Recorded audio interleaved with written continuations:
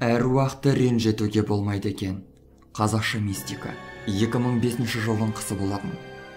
Ауылдан 80 шақырым жерде орналасқан аудан орталығында тұратын досымыз қоңырау шалып, қонаққа шақырды. Қазақтың шақырған жерден қалма деген қағидасын ескеріп, қалмай баратындығымызды айттым. Әйеліме аудан орталығында тұратын туысымыздың қонаққа шақырғанын айтып едім. Бармай қойса қайтеді? Менің ертеңге жоспарлап қойған үй шаруаларым бар еді. Мен барамыз деп сөз беріп қойғанымды айттым. Үй шаруасын кейінгі демалыстарға қалдыр дедім. Әйелім үндемей ақ өз шаруасымен кетті. Әйелімнің үндемегенін келіскені деп ұқтым. Ертеңінде таңертең тұрып, жолға шығар алдында көлігімді бір тексеріп алуды ұйғардым. Доңғалақтарын тексеріп, май суын бір қарап шықтым.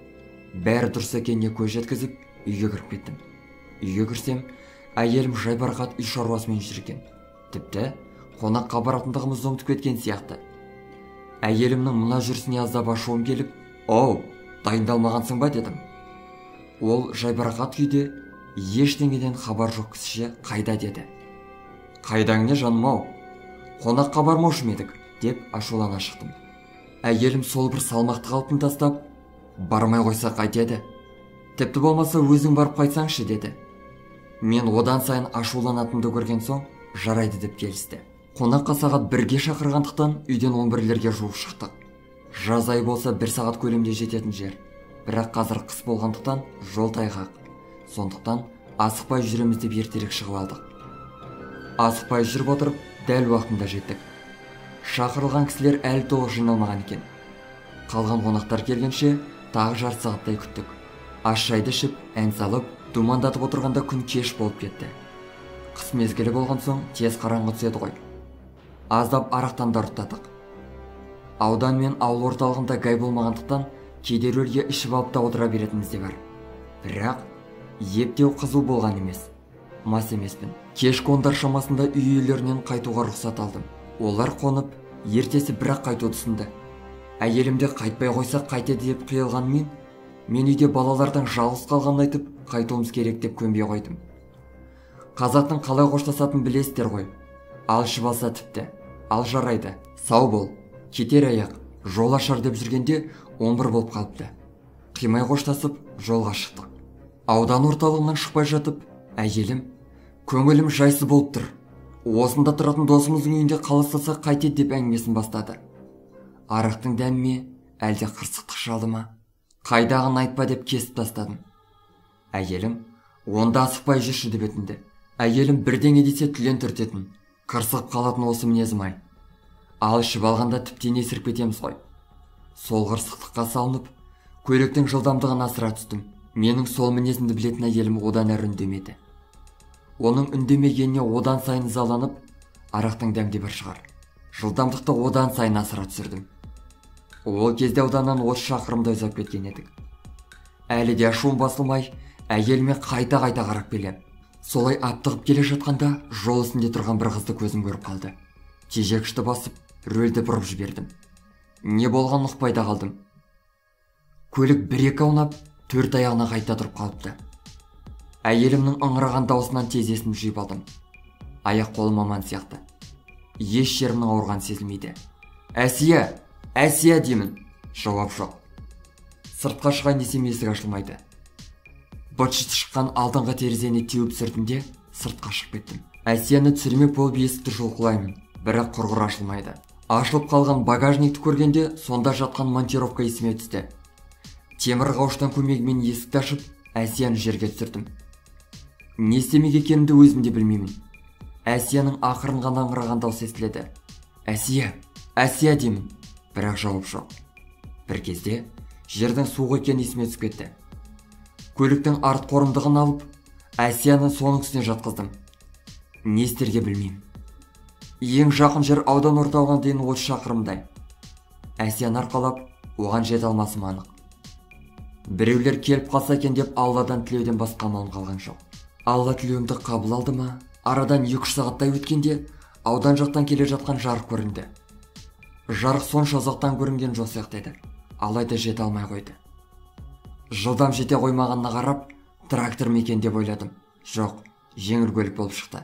Бір мезгілде әйтеуір жетті-ау. Ауданнан қонақтап қайтып бара жатқан көрші ауылдың кісілері екен. Машинада көлік басқарып келе жатқан жас жігіт және 60-та алқымдап қалған аға мен апа бар екен. Мен әйелімді жылдам ауруханаға жеткізуді өтіндім. Бәріміз көлікке отырып, аудан орталығындағы ауруханаға жеттік. Ол кезде уақыт таңғы сағат 4-тің шамасы болған. Дәрігерлер Әсияны жылдам жансақтау бөліміне алып кетті. Біз есік алдында күтіп қалдық. 15 минуттан кейін дәрігер шығып, әйеліңіз қайтыс болды деді. Айтуларынша, көп қан жоғалтқан. Дәрігер бірер сағат бұрын жеткенде мүмкін аман қалар ма еді деді. Ауылда көліксіз болмайды. Аудан орталығына жиі баруға тура келеді. Сондықтан көктем шыға көлігімді қайтадан қалпына келтіріп жүргіздім. Ал автобус құрғыр ауданға күніне бір-ақ рет қана қатынайды. Бір күні тығыз шаруам шығып, түс ауа өз көлігіммен ауданға бардым. Ондағы шаруаларымды бітіргенше кеш батып қалыпты. Жұмысым бітісімен ауылға қарай жол тарттым. Жалғызбын. Ойланып келе жатырмын. Қыстың күні аударылған жерімізге келіп қалғанымызды байқамаппын да. Өз-өзінен бойым шымырлап кетті. Сол түні апатқа себепші болған жолдың үстінде тұрған қыз есіме түсіп кетті. Қанша сабырлық сақтасам да, бойымда үрей пайда бола бастады. Ананы мынаны ой елегінен өткізгенше, апатқа түскен жерден өте шықтым. Бойдағы қорқыныш сейілгендей болды. Десе де, арт жаққа қарауға қорқып келемін. Сол жерден ұзаңқырап кеткен соң айнаға қарадым. Өз көзіме өзім сене алар емеспін. Машинаның артында екі қолын созып, Әсия жүгіріп келеді. Маған тоқта деп ишара жасайтындай. Машинаның газын барынша басып, ауылға қалай жеткенімді білмей қалдым. Ертеңде жел шелпек пісіртіп, Құран бағыштап жібердім. Әсияның бетінің басына барып, Құран оқыдым. Неге екенін бет басынан кеткім келмейді. Әсияның бет басындағы тасқа салынған суретіне ұзақ қарап отырдым. Бір кезде тастағы суретке жан бітіп, қабақ шытқандай болды. Қайта анықтап қарадым. Иә, сурет қабақ шытып тұр. Шошып кеттім. Тез орнымнан тұрып, мазараттан шығуға асықтым. Үйге келгенде, маған солай көрінетін шығар деп, өз-өзімді жұбата салдым. Сол күні түсіме Әсия кірді. Қабағыға толы. Кеше неге жол бойында мені тастап кеттің дейді. Мен болсам, кешір жаным, байқамай қалдым деймін. Осылай сен мені үнемі тыңдамайсың, деп Әсия мені буындыра бастады. Қиналып жатып оянып кеттім. Оянсам, қара терге малып жатыр екем. Таңертең шай ішпестен мешітке барып қайттым. Иманға болған жағдайды айтып бердім. Ол кісі апат болған жерге мал сойып, құрбандық шалу керектігін айтты. Сол күні бейіт басына барып, Әсиядан кешірім сұрадым. Ертеңінде имам мен 7-8 аулақ сақалдарын ертіп, екі көлікпен апат болған жерге барып, құрбандыққа мал сойып, Құран оқыттым. Сосын үйге келіп ас бердім. Сол күні түнде Әсия тағы да түсіме кірді. Бұл жолы көңілді көрінді. Анадай жерден маған қол бұлғап қоштасып, ұзап кетіп бара жатты. Имамның айтуынша, Әсия апат орнында қайтыс болған. Біз ауруханаға оның жансыз денесін ғана апарғанбыз. Сол жерде жаны тәннен бөлініп шығып қалып қойған. Содан бері Әсияның рухы тұрақ таппай жүрген көрінеді. Менің ойымша, Әсия мені кешіре алмай жүрген ау.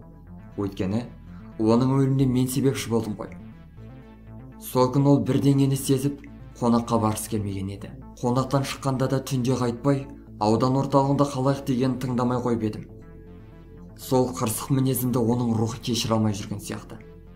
Құрбандыққа мал сойып, арнайы ас беріп, кешірім сұрағаным қабыл болған шығар. Алланың құдіреті мен ниетім қабыл болып, Әсия мені кешірді ау деп ойлаймын. Өйткені, содан кейін Әсияның рухы жол бойында да, түсімде де мен мазалаған емес. Сонда, әруақтардың да ренжитіні болғаны рас болып тұр ғой.